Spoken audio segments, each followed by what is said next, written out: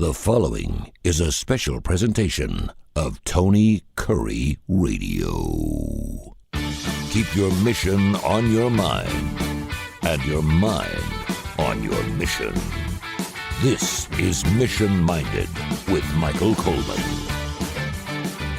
Every single Monday through Friday at 10 a.m., Monday, Tuesday, Wednesday, Thursday, Friday, you hear Mission Minded with Michael Coleman. Michael, of course, formerly with the Jimmy Hill Mission, now with the Montgomery Food Bank. They look over 35 counties in the great state of Alabama. Great organization. This is Mission Minded, keeping our mind on our mission, our mind. Michael, how you doing, man? What's going on? I'm doing great. Spent the last week at a conference in PA and learning the great work of Feeding America. And so it was always great, but I'm ultimately a small town boy. So how is that? Big city. How is that city of brotherly love? And I'm not sure where Philadelphia is. It's got to be top 15 cities, right? As far as the size. It's huge. I mean, it was so funny. I was right down there, standing by where the Liberty Bell is, Ben Franklin's, where he's buried, and was just staying in a facility, and the streets are very narrow and a lot of one-way streets, and they're so narrow as it is. And then, excuse me. And people park on the street. There's nowhere to park. It just looks like Thunderdome to me. Just no rules whatsoever. Yeah, no doubt. And I would Uber around, and there were just phone calls. I mean, excuse me. That's how tired I am. There weren't phone calls. There were horns blowing left and right, and my Uber driver didn't even flinch. And I was like, "Does that not bother you?" And he's like, "Oh no, sometimes they blow their horn to let them know they're right on your tail. Sometimes they want you to move." But it was just part of their world, and it was a little bit too fast-paced for this Alabama boy. I got you. Well, welcome back, man. We're happy to have you here. Info at TonyKurreRadio.net. Info at TonyKurreRadio.net. Whether you're hearing phone calls or horns blasting, we'll get you through this, man. I want to get into this thing we talked about last week called Way Station, which is a brand new organization and a facility for people mainly between the ages of 18 to 24 I want to talk about in just a few minutes. But we do have some emails. And again, go to info at TonyKurreRadio.net. You can leave your emails. Tabitha in Montgomery said Elon Musk asked the question to whenever he's interviewing somebody, what's one of the most difficult problems you've ever had to work out and how did you solve them? And based on the answer, he can tell whether you're a problem solver or not. He said if you're very intricate and you're very detailed in your answer, then he knows that you're a problem solver. And if you don't, you're probably just latching on to someone else that probably was. She wants to know, what kind of questions does Michael Coleman ask in the interview process? And do you ask anything strange? Well, I don't know about strange. It's actually a pretty common question. Lots of times people say, "Well, tell me something. Give me your strengths, give me your weaknesses." And lots of times you'll say, "Tell me a time where you really messed something up, and how did you resolve it?" And there's so many things that come. I find that question really interesting. What I found is there's some people that can't talk about failure, or they can't talk about it without shifting the blame. Yeah, and that's very telling with somebody. If somebody can't take ownership of a problem. So, for instance, if I were to say, give me an example of where you failed at something, or something you really let something slip through the cracks, and what were the consequences? How'd you resolve it? What'd you learn from it? All that kind of stuff. And people start talking right away about, oh, well, there was this one time this happened, and really it was because my boss didn't tell me. Where they start to shift right away the blame, and that can be very telling. It can be telling about their perspective. That if everything around them is somebody else's problem, then usually they don't have to change. And I see that all the time. So I ask them those kind of questions just to see, can they take ownership? What was their response to it? Because here's the bottom line is I tell our staff all the time, you're going to fail. I already know you're going to screw up. Guess what? And I'm going to screw up. So this can't be a place where we're afraid to screw up. But what's my job as a leader is to make sure I'm not headhunting because you screwed up. I want to know what did we learn from it and how do we grow from it. And so it's really important to establish that that environment that people say, okay, I'm not afraid to take ownership, but I'm also going to have to stop for a second and learn. Maybe it tells me I'm going too fast. Maybe it tells me I don't have sufficient processes set up. Maybe it tells me I need to get more technical in my job. Maybe I'm not communicating. It can tell you all sorts of things, but I'm looking for somebody who can take ownership, truly identify where the brokenness is or where the broken issue is. You change your behavior or your thought process in order to correct that. And then how do you grow from that? I mean, because some people can't come out of failure. Yeah. They start failing and they get down on themselves and then they just beat themselves up endlessly. Yeah. So, a simple question like that, you can pull 4 or 5 good characteristics out of somebody, and it kind of gives you an idea. So, that's the kind of questions that I think really I can squeeze the most juice out of, if you will. It's not a resume or an interview is not a deposition, but I do think they kind of work hand in hand. You explain a little bit, because if you're going in, and this could be non-for-profit or anywhere with you or anyone else, you don't want to talk too much, do you? I mean, get your answer right, but if you find yourself fumbling around and you can't figure out where you want to take your conversation, it's time to just cut bait, and maybe it's time to move on to the next question, correct? Yeah, I mean, of course, every interviewer is different. Yeah. I mean, I've sat in interviews before, and I've thought, man, I'm just seeing some red flags. And you get done, and the other people in the room say, wow, this is a home run. And so everybody's going to be different in how they perceive different personalities. But I really try to focus on what the job description is. And I will tell you, somebody that's going to be doing a lot of data entry is going to be at their computer a long time. I really don't want to hire somebody who's extroverted, for instance. So I'm asking them questions in the interview, not just to find the answer that they provide, but just to see what their personality's like. And nor do I want to hire somebody who is very monotone and just lacking energy overall if I want them to be my community engagement person. I want them to be bubbly and smile and present well and all those kind of things. So there's just so many things that go into an interview. Now, I have heard some very interesting things. I've never done this, I will confess. But sometimes just you'll be going along in the interview, and then they'll just throw you the wildest question, like something like this. You're going along, you've answered 3 or 4 questions. Then they say, if you were an apple, what kind of apple would you be and why? I mean, something like that. And what they try to do is they try to throw you out of that mindset because you think you're ready for all the questions. So what happens when you get something out of left field and you're like, oh man, am I a Granny Smith apple? Am I a red delicious apple? What am I and why? Yeah. And they kind of test people to see how quick on their feet they are. I typically don't like to play games because I know how difficult it is to be on the receiving end. So I don't want to be a sadist, but I don't want to make it unnecessarily difficult. And the truth of the matter is, and I can point to this because I've been through it. Sometimes you can just absolutely hit a home run in the interview, and then when you get in the job, you just don't pull the mustard. I did that when I went to Atlanta. I killed it in the interview, man. I mean, I had the job; it was done, and then by the time I got on the air, I laid a big egg. But it was not a failure, Michael. It was a learning experience as well. That's right. It was a learning experience. But I will tell you. One of the things I do keep in mind, and I remind people that I interview with, is this is the best you're going to see somebody. Yeah. I mean, they're putting their best foot forward. You're only seeing their resume, so you're only seeing what they want you to see. And if you get red flags out of that, you can bet there's even deeper red flags in real life. And I will tell you, I had a guy, he absolutely took me hook, line, and sinker. I offered him the job right after the interview. I was sold on this guy, and then some bad reports started coming up. And before he came in and started the job, I was able to get out of that after doing a little bit more investigation. So it's just there's no foolproof system. It's everybody.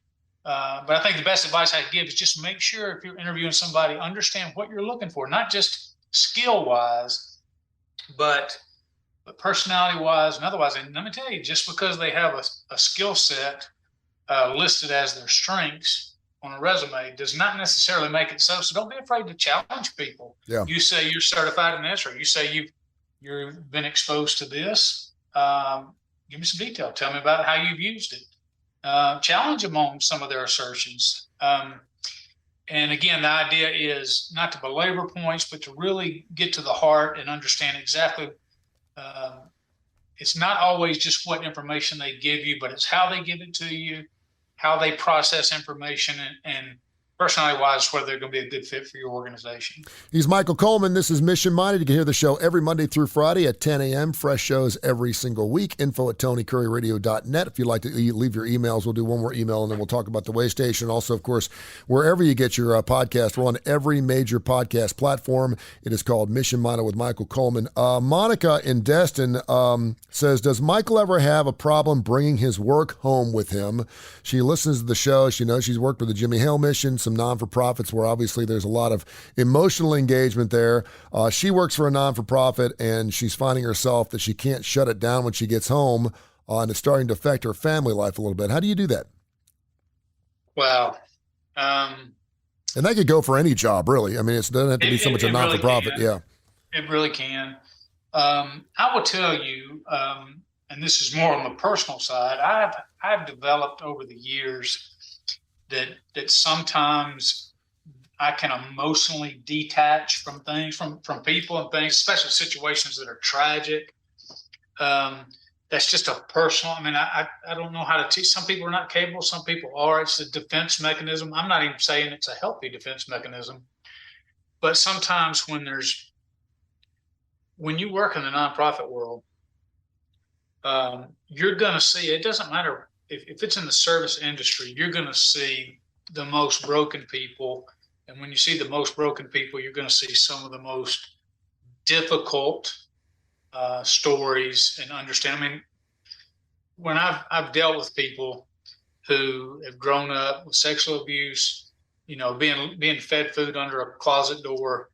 I mean, when I've talked with those kind of people and the traumas that happen, and you're like, how can we live in America, but and know these things are going on, and so it's hard because those things, when you find out about them and you're sitting there looking at that person, and you just want to reach over and just pull that hurt away from them, and share that hurt, and this is why people struggle who are able to show empathy, because even if you've not been food deprived or abused, to show empathy, you have to connect to something within yourself that feels that emotion. And when your emotions are tied to your job, rather than you just coming in and sitting at the computer and just pounding out whatever, boy, I tell you, it can really weigh on you, on your mental health, on your energy level. So the best thing that I can do is encourage people to, when they leave their work, is to find ways. So some people find that through exercising to keep their energy up. Some people veg out at night and they'll have a glass of wine or two. Of course, I want everybody to drink responsibly. But everybody finds a different way to be able to cope with that. I will tell you, I think it's very healthy to have a friend or a support group to go to be able to talk about this. Sometimes you don't always want to dump this on your spouse because you're just coming home and just vomiting out these emotions and this pain, and that can be tough if it's just one person doing that. And then sometimes I've just not been able to shed it. Sometimes I've just had to live with it, and it just takes time. And this is why you get so much burnout in the nonprofit world, because lots of times you're not getting the pay you need. You're doing it because you're passionate about, if you're in the food bank, you're passionate about caring for people who don't have the resources they need, child nutrition, child hunger, seniors without any resources to help them. And it drives you. But part of that is you have to go through the valley of the need. I didn't say that very well. Let me go back and put it this way. I used to say all the time when I would graduate somebody from Hope Inspired Ministries or they would, that's the good times. Mm-hmm.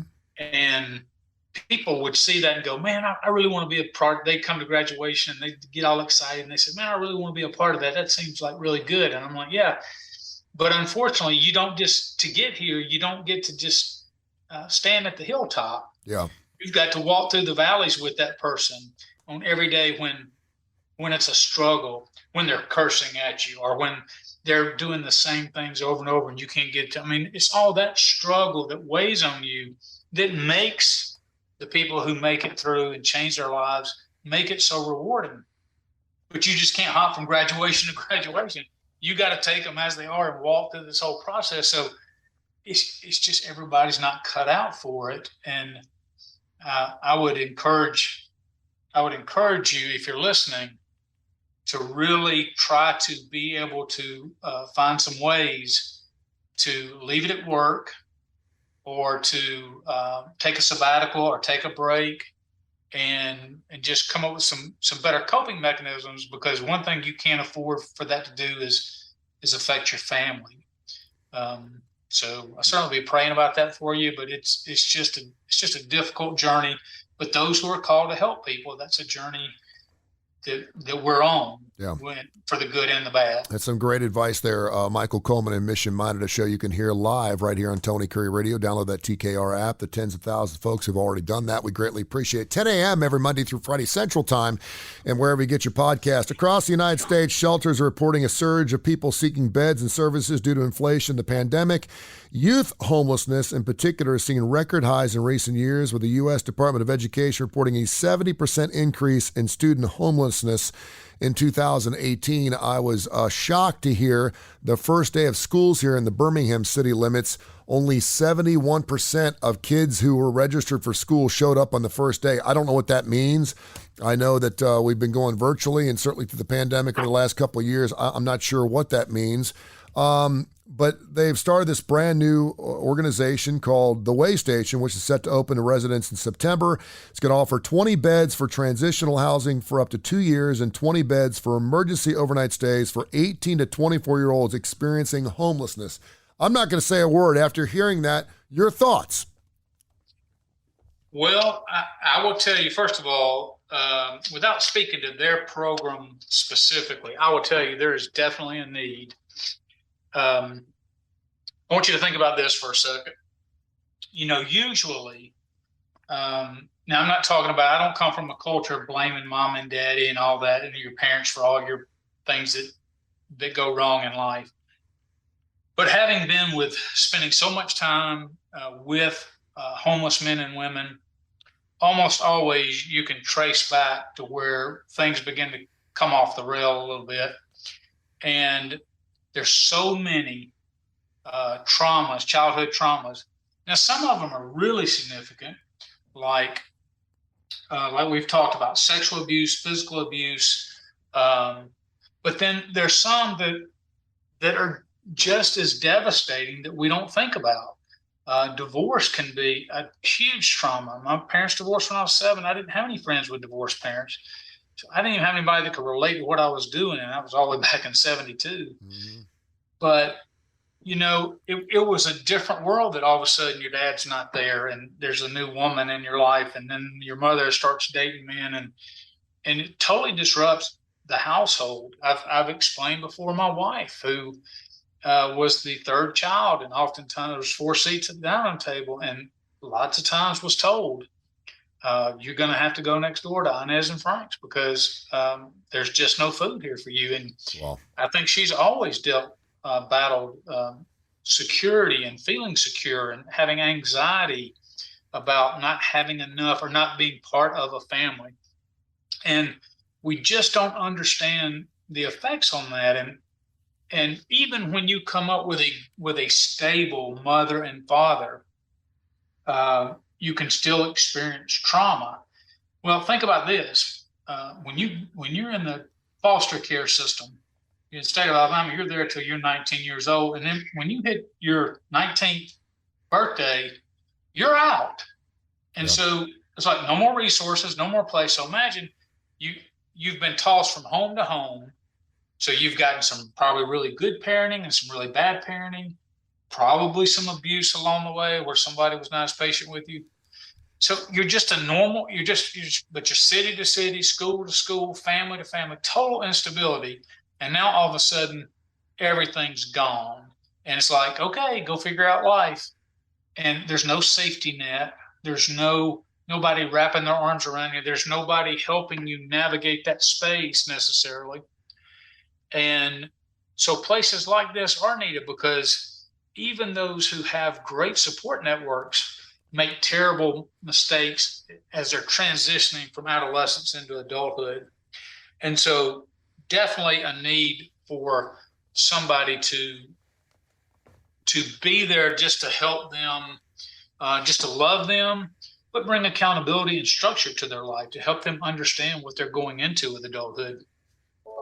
And so it's really a challenge. And I think we don't have enough of those resources. Yeah, and we've talked a lot about mission statements and your ideologies when you're trying to get something off the ground like this. And when I first heard about it, I was like, well, there's the Jimmy Hill mission for people that are homeless. What kind of crossover there's? But after you talked about the foster program, and I've done stuff with the Heart Gallery here in the state of Alabama, and it is absolutely heart wrenching. You're right, because the older you get, the harder it is to get placed into a home.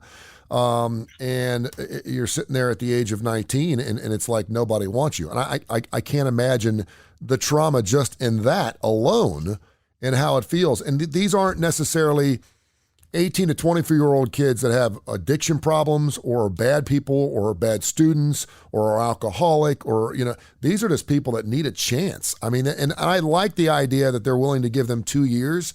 That sounds like a long time. I know the Jimmy Hill mission was a little different. You had to do the right thing. You had to be part of the organization. You had to work, you had to pray. You had to go through your GED process, whatever it was, in order to stay in that program. You just can't use the place. But yeah, excuse me, and the whole emergency overnight stays, I think, is super important too. And I know that there's a vetting process that goes through this. And that organization that you mentioned, One Roof, an agency that provides care and services. How does One Roof play into this, and how do they play into what you did at the Jimmy Hill mission? So One Roof is an organization. Now, I'm not speaking authoritatively, but basically what they do is usually in communities, big communities, you need a coordinated effort through Housing and Urban Development, or HUD. A lot of HUD grants come down, and you get a lot of grants that speak to the idea of helping with homelessness, or helping with resources, for helping for utilities and things like that. And so I think One Roof, in part at least, is that organization that it's for housing in several different areas, but they're not the ones necessarily administering the programs. They're kind of the funnel for the funds. And so my guess is One Roof's involved, that they've helped with the Housing and Urban Development, any funding through there to help support this program for these teams would be my guess, is probably how it's structured. But I just want to go back and hit on something. I've probably said this on other podcasts, but it's really I just can't overemphasize it enough. I'm gonna give you just a simple example. When my grandmother passed, it was sad, but I went back to work the next day. But imagine if your grandmother is the only one that has a home, and your grandmother passes, then guess what? You are literally out of a home, and she's in your entire safety net, and now you don't have anybody. So not only have you lost that and you're feeling insecure, but you need to grieve for all that you've lost. And there's so many kids, 16, 17, 18, that they are one death away, one person away from everything in their life collapsing. And when it happens, they turn to surviving on the streets. And lots of times that's drugs, using or selling. It can be prostitution. And so I really just want to encourage people that when you see people like that, it's our tendency to look at them and say, oh, well, you should just get a job, or you should just do that. I really want us to try to have more empathy for people in the sense of, and more compassion for them in general, just because you don't know where they've been. You don't know their brokenness. You don't know their abuse. They've got a story.